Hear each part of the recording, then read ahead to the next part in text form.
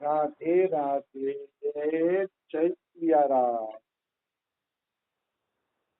આપણે કાલે અમાવસ્યા છે અને એક ભક્ત પાસેથી મને જાણવા મળ્યું કે કાલે શનિદેવનો જન્મદિવસ છે.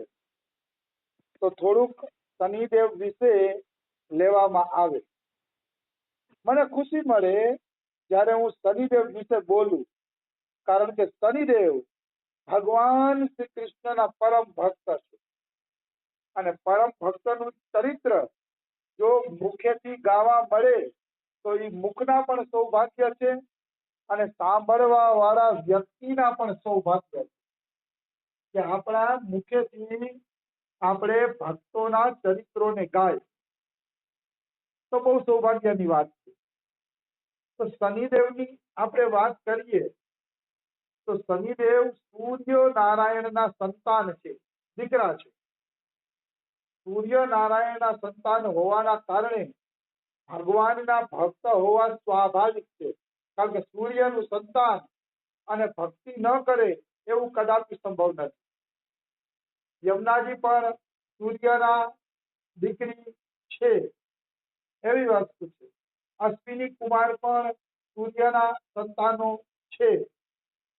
એટલે ઘણા બધા મતલબ સૂર્યદેવનું પરિવાર બહુ મોટું છે, પણ એની ચર્ચા નહીં કરું, થોડુંક મને યાદ પણ નથી. પણ શનિદેવ સૂર્યનું સંતાન છે, યમરાજા સૂર્યનું સંતાન છે. તો આ શનિદેવ છે ને એ બચપણથી ભગવાન કૃષ્ણના ભક્ત હતા. નાનપણથી બચપણથી ભગવાન શ્રી કૃષ્ણની ભક્તિ સિવાય એને કોઈ વસ્તુ ગમતી નહીં, રૂચતી પણ નહીં. નાનપણથી કૃષ્ણ કથા સાંભળવાના શોખીન, કૃષ્ણ ભક્તિના શોખીન. અને એને તો વળી શનિદેવે એવો નિયમ લીધો હતો કે કૃષ્ણ સિવાય મારે કોઈ સંસારીનું મોઢું જ નથી જોવું. આવો તો એને નિયમ લીધો હતો કે કૃષ્ણ સિવાય બને ત્યાં સુધી કોઈ સંસારીનું મોઢું જોવું નથી. બહુ સારો નિયમ છે ભાઈ. જેને કૃષ્ણના દર્શનની પ્યાસ જાગી ગઈ હોય એ લૌકિકોના મોઢા શું જોવાના છે, અને લૌકિકોના મોઢા જોવામાં કાંઈ ફળે નથી. ઉલટાનો કુસંગ છે, કુસંગ. એનાથી કુસંગ સિવાય કાંઈ તમને મળવાનું નથી. આવી વસ્તુ છે. એટલે શનિદેવે નિયમ લીધો હતો કે કૃષ્ણ સિવાય બીજા કોઈનું મુખારવિંદ જોવું જ નથી. હવે એમાં સૂર્યનારાયણ ભગવાને કીધું શનિદેવને કે ભાઈ તારે લગ્ન કરવા પડશે, અમે તારા લગ્ન કરાવીએ છીએ. તો શનિદેવે કીધું ભાઈ મારે લગ્ન ન કરાવો તો સારું, આમે મારે કોઈનું મોઢું જોવાનું નથી. હું કૃષ્ણ સિવાય કોઈનું મોઢું જોતો નથી, તો મારે પત્નીનું મોઢું જોવું નથી. તો પત્નીનું મોઢું જોવું નથી તો ખામખા શું મારે લગ્ન કરવા, કે રેવા દો. તો ઓલા બધા માયના નહીં. એ બધાને એમ થયું કે લગ્ન થશે ને એટલે આપણો પત્નીમાં પોરવાઈ જશે અને પત્નીમાં ડૂબી જશે, તો આપણો ભગવાનની ભક્તિ બધું ભૂલાઈ જશે. એવું ઓલા ઘરના લોકોએ વિચાર્યું. પણ એ લોકોને ખબર નથી કે કૃષ્ણ જેને ખેંચે છે એને પછી સંસારમાં બીજું કોઈ ખેંચી શકતું નથી. કૃષ્ણ શબ્દનો અર્થ જ છે આકર્ષણ કરવું. કૃષ્ણ શબ્દનો અર્થ જ છે કે ખેંચવું, આકર્ષણ કરવું. એમાં સાક્ષાત કૃષ્ણ જેને ખેંચે છે, સાક્ષાત કૃષ્ણ જેનું આકર્ષણ કરે છે, પછી એ વ્યક્તિને સંસાર ખેંચી શકતો નથી. સંસાર એને બિલકુલ ખેંચી શકવાનો નથી. એમાં કોઈ કોઈ પણ પ્રકારની શંકા નથી. આવી વસ્તુ છે. અને સૂર્યને એમ હતું લગ્ન થઈ જશે તો ઘર ગ્રસ્તમાં ફસાઈ જશે, પણ એને ખબર નથી કે ભાઈ આ તો કૃષ્ણનો ચેલો છે, કૃષ્ણનો ભક્ત છે, એને સંસાર ખેંચી ન શકે. એટલે બધી સૂર્યદેવે પરાણે જબરદસ્ત ચાલો ને એના લગ્ન કરી દીધા. લગ્ન કરી દીધા તો પ્રથમ રાત્રે સુહાગ રાતે એ શનિદેવ પત્નીના રૂમની અંદર ગયા. રૂમની અંદર ગયા ને તો નીચું માથું કરીને બેઠા. અને એમની ધર્મપત્ની એમ કહે છે કેમ પતિદેવ નીચું માથું કરીને બેઠા છો? મારાથી કઈ ભૂલ થઈ? તો કે નાના દેવી તમારાથી કાંઈ ભૂલ નથી થઈ, તમારાથી થોડી ભૂલ થાય છે, પણ મારે તો સંકલ્પ છે કે કૃષ્ણ સિવાય હું કોઈનું મુખારવિંદ જોતો નથી. તો પત્ની કે મારું મોઢું નહીં જુઓ, હું તો તમારી ધર્મપત્ની છું. તો કે ધર્મપત્ની હોય વાત સાચી, પણ મેં પહેલેથી જ મારા પિતાજીને કીધું હતું કે હું ધર્મપત્નીનું મુખ નહીં જોઉં. તો ઓલી નારી સતી નારી હતી, તો કે તમારે મારું મુખ જ નતું જોવું તો મારી હારે લગ્ન શા માટે કર્યા? હું તો સતી નારી છું કે હવે બીજા લગ્ન નહીં કરું, તો મુખ નતું જોવું તો લગ્ન શા માટે કર્યા? તો શનિદેવ તો બિચારા નિર્દોષ હતા.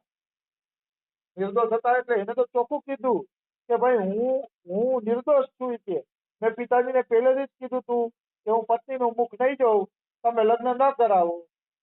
તો એને જબરદસ્તી લગ્ન કરાવી દીધા. હવે હું શું કરું? તો પછી એને પત્નીનું મોઢું જોયું નહીં. પત્નીનું મોઢું ન જોયું એટલે પત્નીને આવ્યો ગુસ્સો, અને ગુસ્સામાં એને શ્રાપ આપી દીધો કે જાઓ, તમે મારી તરફ નજર નથી કરતા તો તમે કોઈ તરફ નજર નહીં કરી શકો.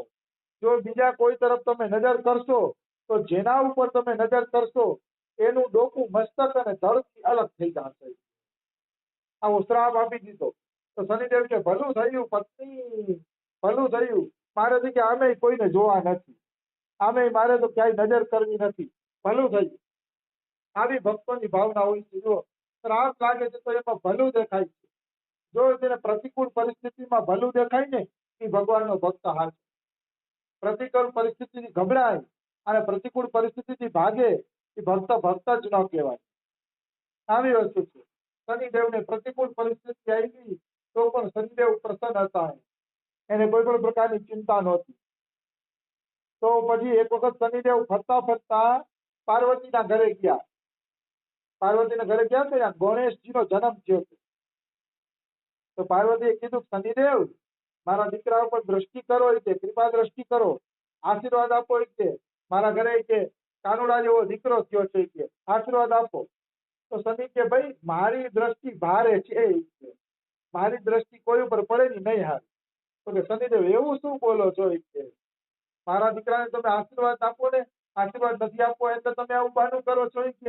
કે મૈયા હું બહાનું નથી કરતો, હું સાચું કહું છું કે શનિની દ્રષ્ટિ ભારે છે, ન પડે એ સારું. તો પાર્વતી કે નહીં, તમે મારા દીકરાને જોઈને ખુશ નથી થતા એટલે જ તમે આવું બોલો છો કે દ્રષ્ટિ કરો. તો કે મૈયા હવે તમે મજબૂર કરો છો તો હું દ્રષ્ટિ કરું. બાકી મારી દ્રષ્ટિ સારી નથી. તો કે આ દ્રષ્ટિ કરો મારા દીકરા ઉપર. તો શનિદેવે દ્રષ્ટિ કરી, ત્યાં ગણપતિનું ડોકું, મસ્તક અને ધડ અલગ થઈ ગયું. તરત જ. પછી તો પાર્વતી હયાફાટ રુદન કરે છે, કરે શનિદેવ તો હાથા નીકળ્યા. આની દ્રષ્ટિ તો બહુ ભારે છે. ત્યારથી શનિદેવની દ્રષ્ટિ ભારે થઈ ગઈ. કોઈ ઉપર હારી હાથની પનોતી ચડે ને એટલે ભૂકો કાઢી નાખે. કારણ કે શનિદેવની આ દ્રષ્ટિ ભારે દ્રષ્ટિ છે. પણ હું એક વાત જરૂર કહી દઈશ, વચ્ચે આવી ગઈ એટલે કહી દઉં કે શનિદેવની દ્રષ્ટિ વાસ્તવમાં ભારે નથી. શનિદેવ તો જજ છે. જયારે આપણા ખરાબ કર્મો આપણી ઉપર ચડી આવે ને ત્યારે ભગવાન કૃષ્ણ શનિદેવને કહે છે કે શનિ, કોના કર્મો ખરાબ ચડી આવ્યા છે, જાઓ એની ઉપર હારી હાથની પનોતી થઈને જાઓ અને એનું ધનજ પનોત કાઢી નાખો. તો શનિ તો જજની જેમ કાનુડો કહે છે એટલે આપણી ઉપર દ્રષ્ટિ કરે છે, બાકી વાસ્તવમાં આપણું નુકસાન આપણા ખરાબ કર્મ કરે છે. અને શનિદેવને ક્યારેય ખરાબ ગણવા જોઈએ નહીં. જે લોકો શનિને ખરાબ ગણે છે કે શનિની દ્રષ્ટિને ભારે ગણે છે એ લોકો હજી શનિદેવને હિંદ્યા જ નથી. શનિદેવ તો પરમ ભક્ત છે. એ ભલા થોડા કોઈ ઉપર ભારે પડે, આપણા કર્મો જયારે ભારે થઈ ગયા હોય ત્યારે શનિદેવને કામ હોપે છે ભગવાન કૃષ્ણ કે જાઓ કોની ઉપર ભારે દ્રષ્ટિ થઈને જાઓ.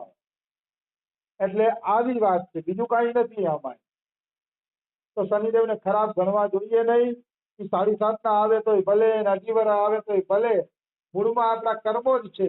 શનિદેવ તો ખાલી જજ છે અને આપણે સજા સંભળાવવા આવે છે, એટલું જ. આવી વસ્તુ છે. તો પાર્વતી હયાફાટ રુદન કરે છે, મારા દીકરાનું મસ્તક કપાઈ ગયું, મસ્તક કપાઈ ગયું. પછી શિવજી ત્રિશુળનો ઘા કરે છે કે જે પેલા સામે મળે ને એનું મસ્તક લેતો. એટલે સામે પેલા હાથી મળ્યો એટલે હાથીનું મસ્તક લઈ આવ્યા અને હાથીનું મસ્તક પછી ગણેશ ઉપર ફિટ કરી દીધું. આ છે શનિરાજ દેવના જીવનનો મુખ્ય પ્રસંગ કે જે બ્રહ્મ વૈવર્ત પુરાણની અંદર આપવામાં આવ્યો છે. હવે શનિદેવના બીજા પ્રસંગમાં આપણે પ્રવેશ કરીએ તો એકવાર શનિદેવ અને લક્ષ્મી વચ્ચે હરીફાઈ થઈ.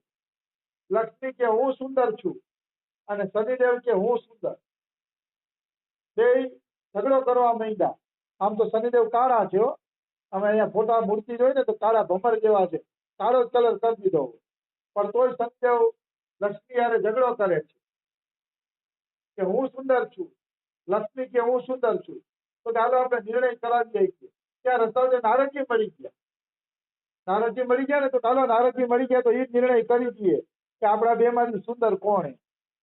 તો નારદજીને કીધું તો નારદજી ચિંતામાં પડી ગયા. લક્ષ્મીને સુંદર કહે તો શનિદેવ નારાજ થાય, શનિદેવને સુંદર કહે તો લક્ષ્મી નારાજ થાય. એટલે નારદજી ચિંતામાં પડી ગયા હવે શું કરવું. ત્યારે પછી નારદજીએ વચ્ચેનો ઉપાય કાઢ્યો.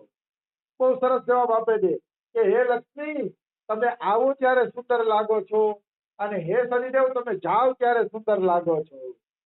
બે પ્રસન્ન થઈ ગયા. નારદજીના જવાબથી બે જણા પ્રસન્ન થઈ ગયા. બે જણાને ખૂબ જ આનંદ થયો. આવી વસ્તુ છે. તો કહેવાનો ભાવ શું છે કે લક્ષ્મી આવે ત્યારે સુંદર લાગે, કારણ કે લક્ષ્મી આવે તો કોને ન ગમે. અને શનિદેવ હારી હાથની પનોતી જાય ત્યારે સુંદર લાગે, કારણ કે શનિદેવ જાય તો બધાને આનંદ આનંદ થઈ જાય. આવી વસ્તુ છે. હવે શનિદેવના જીવનનો એક મહત્વનો પ્રસંગ આપને હું સંભળાવું કે એકવાર શનિદેવ હનુમાનજી પાસે આવ્યા. એટલે હનુમાનજી રામ નામનો જપ કરતા હતા, ભજન કરતા હતા હનુમાનજી. તો હનુમાનજીએ પૂછ્યું કે કેમ શનિદેવ, અહીંયા મારી પાસે કેમ પધારવાનું થયું? મારે લાયક કોઈ કામ હોય તો બતાવો. તો કે હનુમાનજી તમારે લાયક કઈ કામ તો નથી કે, પણ મારે છે ને તમારી ઉપર હારી હાથની પનોતી બનીને આવવાનું છે.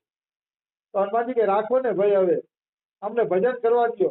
તમે હારી હાથની પનોતી બનીને આવશો, મારું ભજન વેર વિખેર થઈ જશે કે રામ રામ કરવા દો. કે જાઓ તમે કે બીજાને હેરાન કરો, અમને તો સુખેથી રામ રામ કરવા દો. તો કે હનુમાનજી મારી તો ઈચ્છા છે કે તમે રામ રામ કરો એ કે, પણ હવે તમારા હારા હાથની પનોતી આવી ગઈ તો હું શું કરું? તો હનુમાનજી કે તો તમે જાશો નહીં? તો કે હું જવાનો નથી શનિદેવ, કારણ કે તમારા ઉપર હારા હાથની પનોતી પાકી થઈ ગઈ છે, તો હવે હું કઈ રીતે જાવ કે. તો કે નહીં જાવ? તો કે ના. તો કે ચાલો હવે તમે જાવ નહીં, અને હારા હાથની પનોતી આવી જ ગઈ હોય તો બેસી જાઓ મારા માથા ઉપર. તો કે હવે તમે મુદ્દાની વાત કહી. શનિદેવ હનુમાનના માથા ઉપર બેસી ગયા. તો હનુમાનજી કે બેસી ગયા શનિદેવ? તો કે હા. તો કે હવે હારા હાથની પનોતી છે એટલે હારા હાથ વરા રહેશો ને? તો કે હારા હાથ વરા સુધી તમને ન છોડવું. તો કે અચ્છા તો બેઠા રહેજો. હનુમાનજી એક મોટો પર્વત લીધો. પર્વત લઈને હનુમાનજીએ માથા ઉપર મૂકી દીધો. પર્વત લઈને આખો માથા ઉપર મૂકી દીધો હનુમાનજી. તો શનિદેવ કે અરે પ્રભુ, અરે અરે આ પર્વત ક્યાં મૂક્યો? હું તો દબાઈ ગયો. તો કે ભાઈ મને માથામાં ખંજવાળ આવે છે. હનુમાનજી કે અને ખંજવાળ્યા વગર મને હાલશે નહીં કે. તો કે પણ હું કચરાઈ જાઉં છું કે. તો કે તમને કોણ કહે છે બેહો? તમે પ્રેમથી બેઠા વયા જ આવી કે. તો કે હું વયો રહીશ કે, તમે છોડો તો ખરા. તો કે ઉભા રહ્યો, મને ખંજવાળી લેવા દો. બીજો પર્વત મૂક્યો. બીજો પર્વત મૂક્યો એટલે શનિ કે અરે મને જવા દો, મને જવા દો કે, હું તો દબાઈ ગયો કે, તમારા આ ચક્કરમાં હું દબાઈ ગયો. તો હનુમાનજી કે ત્રીજો પર્વત મૂકવો પડશે કે, ખંજવાળ જાતી નથી કે. ત્યારે શનિદેવ કે મને છોડો, મને છોડો. તો હનુમાનજી કે અચ્છા બતાવો, મારી પાસેથી વયા જશો? તો કે હા. તો કે એમ નહીં, કોઈ પણ રામનું ભજન કરતા હશે એને હેરાન કરશો? બોલો કે નહીં. શનિદેવ કે જે કોઈ રામનું ભજન કરતા હશે એને કોઈને હું ક્યારેય હેરાન નહીં કરું. રામ ભક્તને તો મારા સર આંખો પર બેહાડી શીખીએ, પણ હનુમાનજી તમે હવે મને જવા દો. તો કે કોઈ રામ ભક્તને હેરાન કરતો નહીં કે જાવ કે. આમ હનુમાનજીએ આપણા રામ ભક્તોને શનિદેવને દૂર કરી દીધા. મતલબ જે રામ અને કૃષ્ણનું ભજન કરે છે એને શનિદેવ હેરાન કરતા નથી. શું કામ હેરાન કરતા નથી? તો કે હનુમાનજીએ શનિદેવને બાંધી લીધા છે કે જે રામનું ભજન કરે એને તમે ક્યારેય હેરાન કરતા નહીં. તો આ રીતે શનિદેવની કથા હતી. બે ત્રણ પ્રસંગો મને યાદ હતા, એ મેં તમને કીધા. જે મુખ્ય પ્રસંગો હતા, શનિદેવનું તો મોટું ચરિત્ર હશે પણ મને બહુ ખ્યાલ નથી. એટલું ખ્યાલ છે કે મુંબઈમાં શનિદેવનું જે ગામ છે ત્યાં કોઈના ઘરમાં તાળા નથી. તાળા નથી તો ચોરી નથી થતી એવું કહેવામાં આવે છે. મેં એવું ટીવીમાં જોયું છે, બાકી મને બહુ ખ્યાલ નથી. તો સમય થઈ ગયો છે. બીજું આપણે રામાયણમાંથી કાલે લઈ લેશી. રાધે રાધે, જય સિયારામ.